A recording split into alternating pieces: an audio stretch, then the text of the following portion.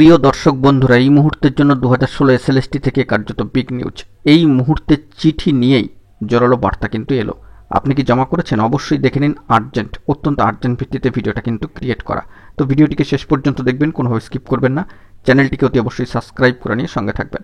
তো চলুন কথাবার্তা না বাড়িয়ে আমরা মূল টপিকে ফোকাস করি। বন্ধুরা, যারা যোগ্য হয়েও আজ বঞ্চিত, যোগ্য চাকরিহারারা, শিক্ষক শিক্ষিকারা, তারা কি দোষ করেছিল? বন্ধুরা, তারা যোগ্যতার নিরিখে পরীক্ষা দিয়ে রাত জেগে খেটে পরীক্ষা দিয়ে পাশ করে চাকরিটি পেয়েছিলেন, কার্যত 60 বছর তারা চাকরিটি করবেন বলে। কিন্তু হঠাৎই নানান বিপত্তি। এই মুহূর্তে দাঁড়িয়ে যোগ্য শিক্ষক শিক্ষিকা অধিকার মঞ্চ 2016 তরফ থেকে চিঠি জমা দেওয়ার যে কর্মসূচি গ্রহণ করা রয়েছে তা কিন্তু চলছে, এবং এই মর্মে চিঠি কিন্তু জমা হচ্ছে। সেই নিরিখে ফের আরও একবার চিঠিকে কেন্দ্র করেই জোরালো বার্তা উঠে এসেছে যে প্রার্থীরা চিঠি জমা করছেন।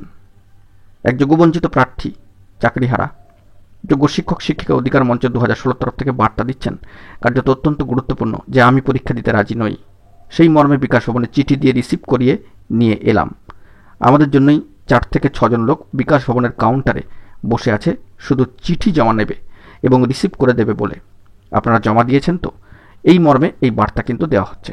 তো যারা এখনও পর্যন্ত চিঠি জমা করেননি, তারা অতি দ্রুত এই বিষয়ে সত্বর অবশ্যই কিন্তু পদক্ষেপ গ্রহণ করুন এবং চিঠি জমা করুন। যোগ্য শিক্ষক শিক্ষক অধিকার মঞ্চের তরফ থেকে 2016 তরফ থেকে এই মর্মে দীর্ঘ সময় ধরে এই বার্তা দেওয়া হচ্ছে এবং এই কর্মসূচি কিন্তু চালিয়ে যাওয়া হচ্ছে। তো প্রার্থীরা চিঠি জমা করে আসছেন এবং কার্যত রিসিভ করিয়ে নিচ্ছেন। সেই মর্মে বাকিরাও যাতে জমা দেয় সেই মর্মে কিন্তু বার্তা উঠে আসছে।